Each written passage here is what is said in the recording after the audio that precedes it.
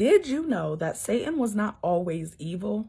At least he wasn't meant to be. If you have not watched the last 2 videos of this series, go back and watch it and then come back. Welcome to part 2 of Know Your Enemy, Who is Satan? Where we unpack who Satan is, where did he come from, and what does he want? I know you're probably thinking she's gonna go right to Genesis and we're gonna talk about the serpent in the garden. But before we get there, I wanna paint an even deeper picture to you of how prideful Satan was and how he fell. I love Matthew 16 because in that scripture, we get to see how the enemy is able to use people. In Matthew chapter 16, Jesus tells the disciples that he's going to be crucified and he has to die. And Peter, a disciple that loved Jesus so much, told him that will not happen to you. He didn't want that to happen to Jesus. Those were his genuine feelings. But Jesus says, "Get thee behind me, Satan." And that's where we get the famous saying from. Now, it's not that Peter was Satan, but Jesus said, "Get behind me, Satan," right to Peter. People can be used by the devil and not even know it, because Peter's thoughts and desires in that moment didn't align with the will of God. Ultimately, if something isn't the will of God, it'll be the will of Satan. So Jesus rebuked Peter in that moment and said that these thoughts are not from God.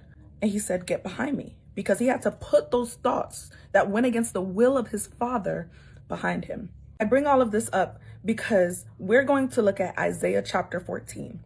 In Isaiah chapter 14, there is a king who is heavily being used by the devil. And the Spirit of God rose up out of the mouth of the prophet Isaiah and rebuked Satan to his face. And this is what he said to Satan. "How you have fallen from heaven, O Lucifer, son of the morning. How you are cut down to the ground, you who weaken the nations. For you have said in your heart, I will ascend into heaven. I will exalt my throne above the stars of God. I also will sit on the mount of the congregation, on the farthest sides of the north. I will ascend above the heights of the clouds. I will be like the Most High. Yet you shall be brought down to Sheol, to the lowest depths of the pit." One thing we can note from this about Satan is that he wanted worship. He wanted all the attention. He wanted to sit on God's throne.